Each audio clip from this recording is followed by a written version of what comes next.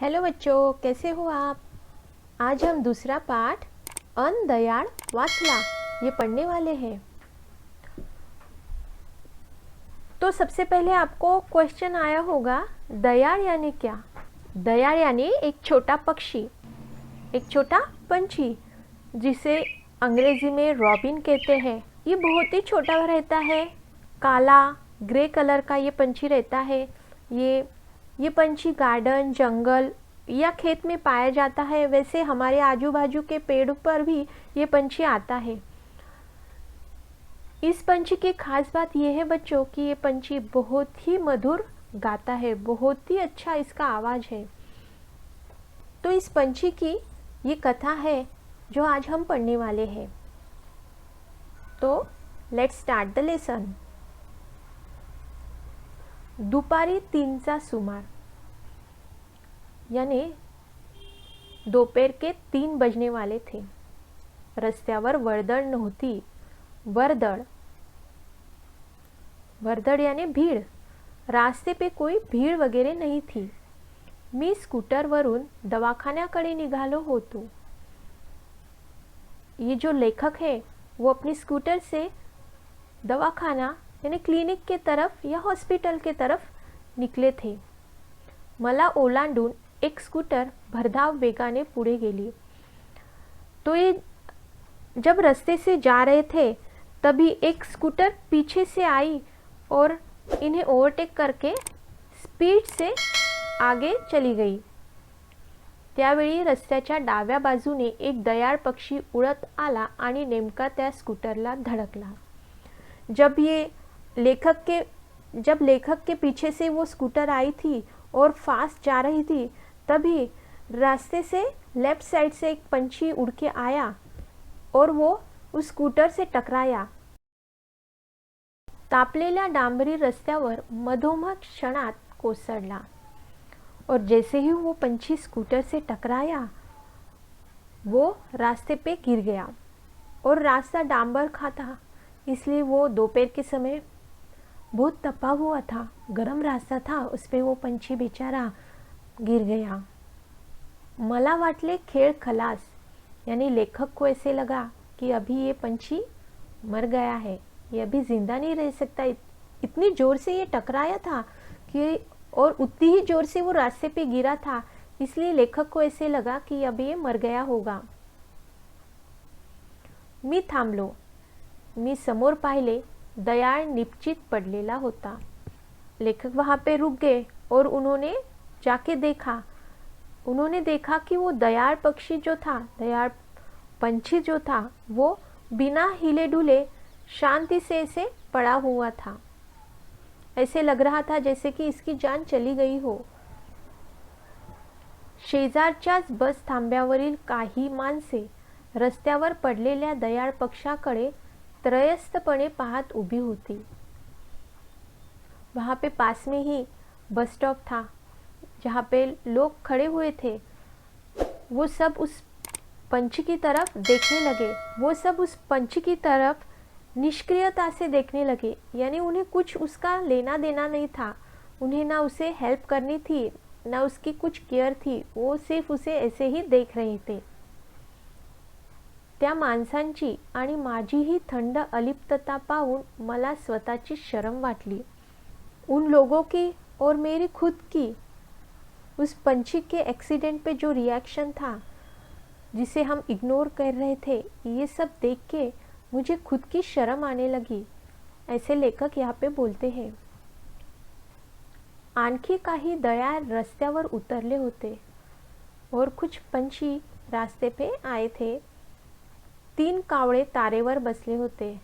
3 कौवे ऊपर जा रही इलेक्ट्रिक की जो तार रहती है वहाँ पे 3 कौवे बैठे हुए थे, पडलेल्या त्या दयाळाचा जणू फडशा पाडण्यासाठी। वो कौवे जैसे इंतजार कर रहे थे कि कब ये लोग जाएंगे और हम उस पंछी को खत्म करेंगे। ज्या अर्थी कावड्यांनी अजून दयाळला उचलले नव्हते, त्या अर्थी दयाळ खरेच मेला आहे किंवा कसे हे पाहण्याची संधी होती। तो कौवे ने तो उसे उठाया नहीं था, वो पंछी वहाँ पे ही नीचे गिरा हुआ था।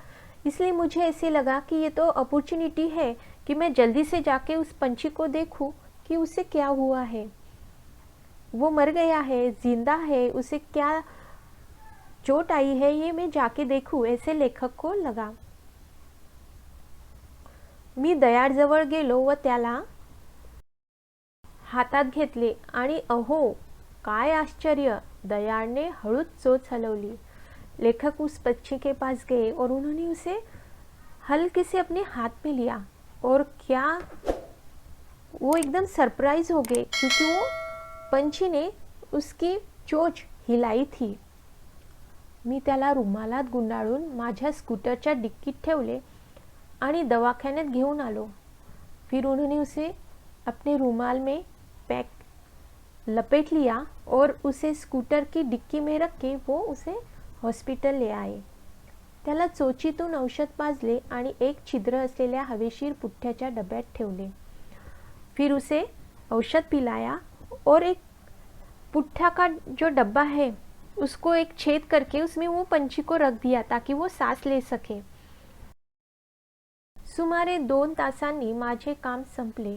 डब्यात डोकावून पाहिले तर मला दयाळ पक्षी उभा राहिलेला दिसला. 2 घंटे बाद लेखक का काम खत्म हो गया और उन्होंने जब वो बॉक्स में देखा कि पंछी का क्या हाल है तो उन्हें दिखा कि वो पंछी तो खड़ा हो गया है. मग मी त्याला घरी घेऊन आलो. फिर वो उसे घर लेके आए. बच्चों, पंछी के साथ खेलना, पंछी की केयर करना, यह हम सभी को अच्छा लगता है. आपको भी अच्छा लगता होगा. इसलिए कुछ लोग उसे पिंजरे में कैद करके अपने घर रखते हैं. क्या ये आपको सही लगता है बच्चों?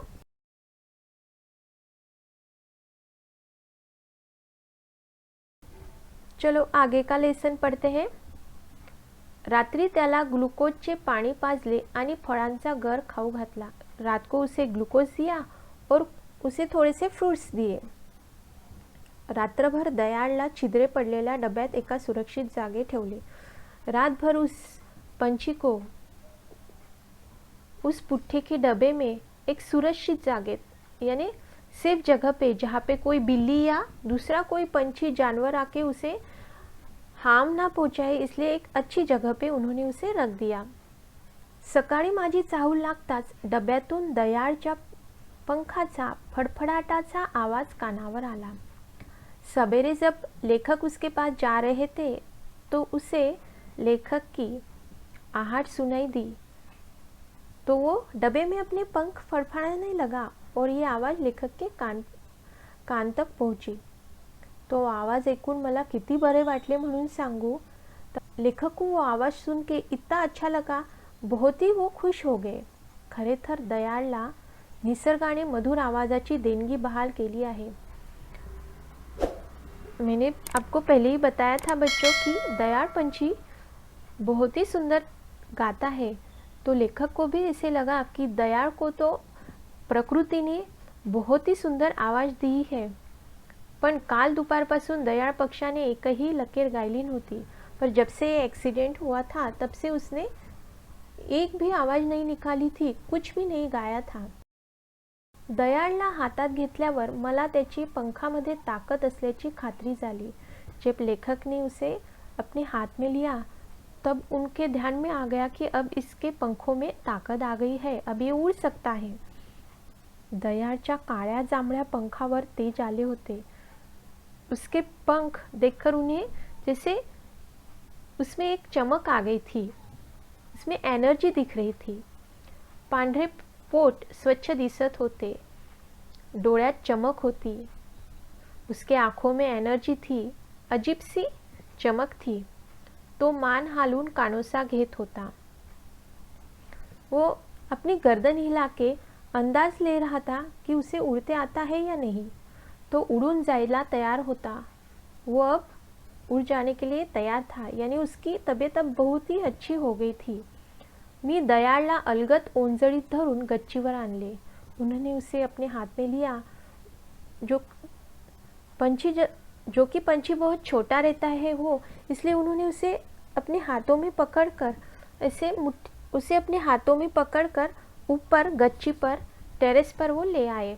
हल्केच ओंजळ उघडली और उन्होंने उस पंछी को उडा दिया. दयाळ पक्षी सहजपणे उडून समोरच्या शिरीषाच्या झाडावर बसला. जैसे ही इन्होंने अपनी हथेली खोली, वो पंछी उड़ के सामने एक शिरीष का पेड़ था, वहाँ पे जाके बैठा. शिरीष ये एक पेड़ की जाति का नाम है बच्चों. जणू त्याला काहीच इजा झाली नव्हती. वो इस तरह से उड़ के गया जैसे उसे कुछ हुआ ही नहीं था. वो पूरा फिट था. मग निळ्या आकाशाकडे पाहून दयाळ पक्षाने कितीतरी वेळ शिरीषच्या झाडावर बसून सुरेल गीत आवडले. जैसे ही वो उस पेड़ पे जाके बैठा, वो आसमान की तरफ देखने लगा और खुश होकर वो गीत गाने लगा.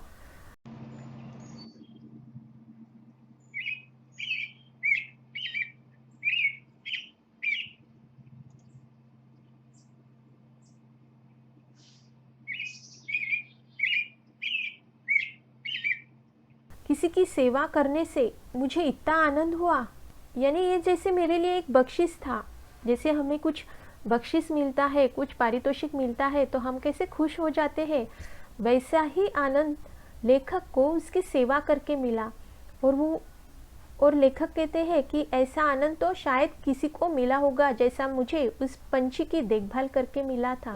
सही बात है बच्चों, आप सभी को भी पंछी के साथ खेलना, उसकी देखभाल करना अच्छा लगता होगा. पंछी तो प्रकृति का एक बहुत सा सुंदर आशीर्वाद है जो कि हमें भगवान ने दिया है. तो इस प्रकार ये पाठ यहाँ पे ख़त्म होता है. इस पाठ के लेखक है डॉक्टर सतीश पांडे.